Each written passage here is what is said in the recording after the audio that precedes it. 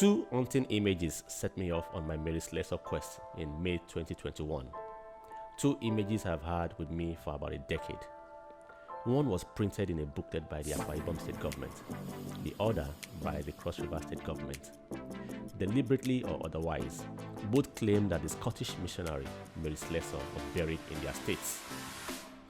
But how could that be? A person could only be buried in one grave, not two. So which was which? To get to the bottom of it, I flew to Uyo, the Akwa Ibom State capital, to find out.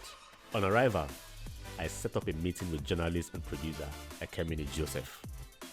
An Akwa Ibomite, he knows a great deal about the state's history and is my guide on this adventure to unravel one of the subtle mysteries of pre-colonial Nigeria. Miss Slessor arrived in Calabar in southeastern Nigeria from Scotland as a Presbyterian missionary in 1876, aged 26. She spent her last living years in Itu, a hilly and scenic town, and died of fever in Use, a lowland community some distance away, in January 1915. One of her most enduring legacies, as we were taught in social studies classes in the 1980s, is that she helped to stop the killing of twins in communities that are today part of Nigeria's Niger Delta. Itu is gorgeous. Nothing prepared me for the breathtaking scenery, the charming landscape, the gentle breeze, and the calm stretch of the Itu River, which flows almost endlessly, but empties into the Atlantic Ocean. As Ekemini told me, we were standing on a tiny patch of the rolling hills of Itu.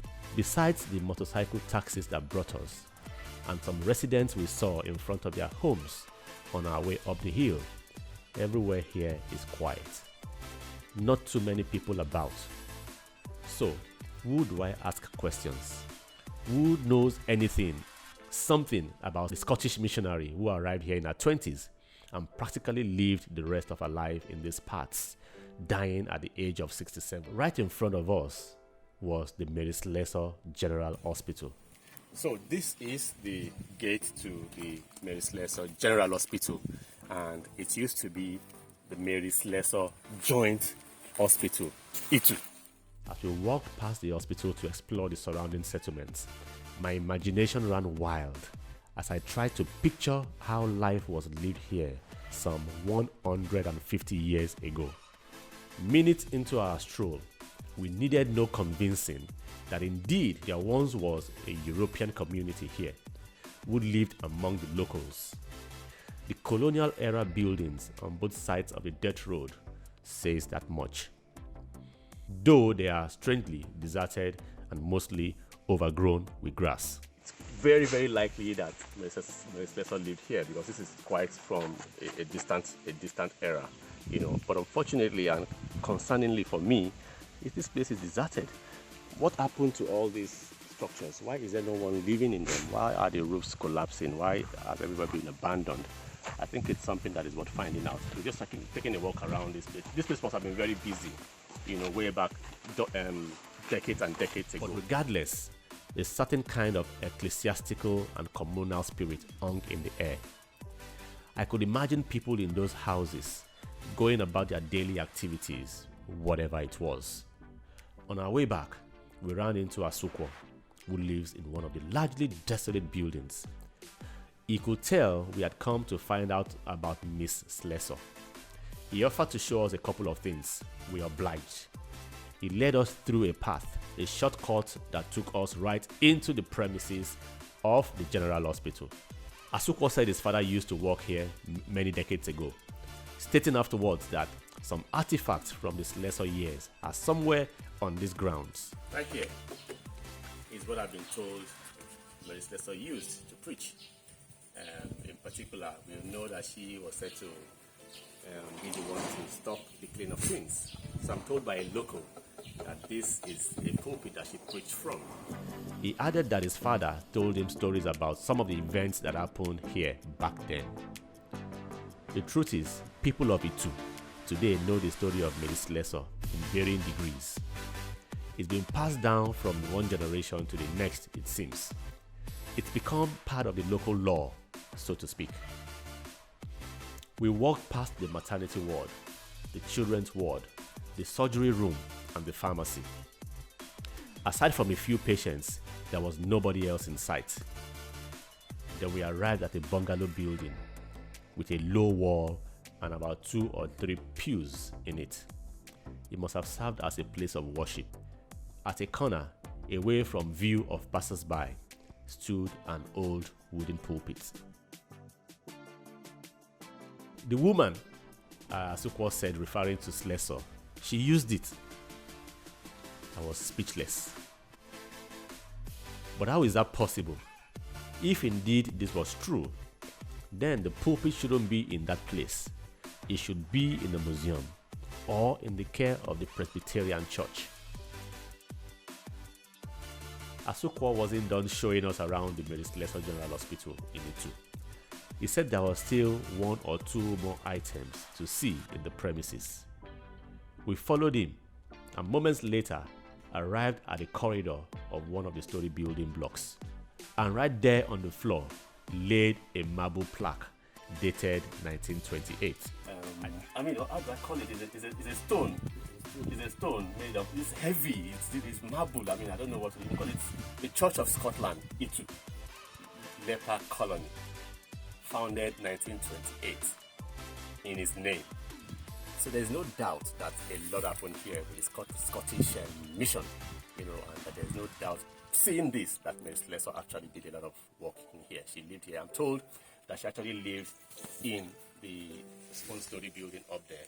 But of course, right now, people are living in it. There's no record, there's no sign that she lived there. But Mr. Asukwa told me that she lived there. This slab should be preserved in somewhere more dignifying. If nothing but for the fact that it preserves a time from a distant past when Christianity was at its sacrificial and humanitarian best, when it was about helping the sick and the needy and not minding the discomfort to oneself, and certainly not about owning private jets and state-of-the-art cars. Records show that there were many European missionary doctors who served here up until 1964, especially in the leper colony. The first incident of leprosy in Itu was recorded in 1926, thereabout, and the leper colony, a multi-purpose facility, was established in 1928, the same year as we saw on the plaque, by a Dr. A.B. and Mrs. MacDonald. Records also show that the plaque stood right at the entrance of the compound back then. It was about the first thing patients saw as they approached the facility. The colony was described as the largest residential colony in the world at the time. Mary Slessor had passed away in January 1915, so she wasn't part of the work here. The colony served many functions. It had a hospital, housing, treatment rooms, a church, a school, and leisure facilities. All of that will have spread across the area we walked in wonder and speculation. And back then, the church alone sat 2,000 worshippers. Thinking now about our sightseeing walks earlier, I could connect the dots.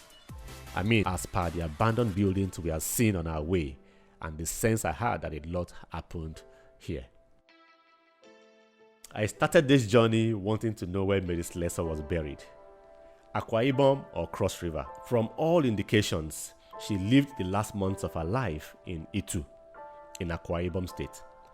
Relocated at some point to Use Ikot Oku, also in Akwa Ibom, where she did more missionary work and where she died in January 1915. At Use, there is a memorial cairn on the spot where our home used to be, up a hilly slope and just by the side of the road. Okay, this memorial behind me commemorates the century of her death, the centenary of her death. Sorry, she died in January 2015, in 1815. In 1915, sorry, and then in 2015, exactly 100 years after she died, this memorial was put up by the Twin Alive Foundation, and it just shows her holding the twins. And according to what is written at the bottom of it, it says that Her being here changed the course of history for twins and people of triple birth. And she's greatly treasured, and her life was a melody to all that she met. It's really nice that they put up this memorial in her memory. And just a few feet from where that memorial is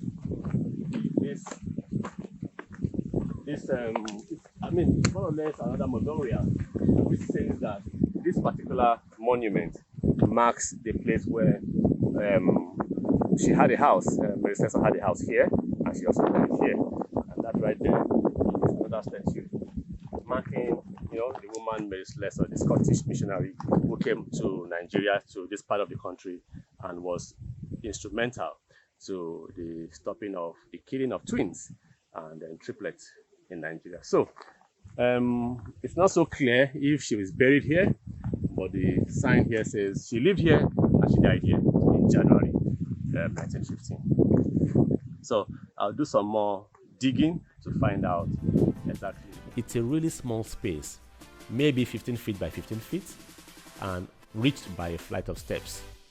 A few feet away from it stands another memorial, a statue representing Slessor holding twins, which was put up in 2015 on the centenary of her death.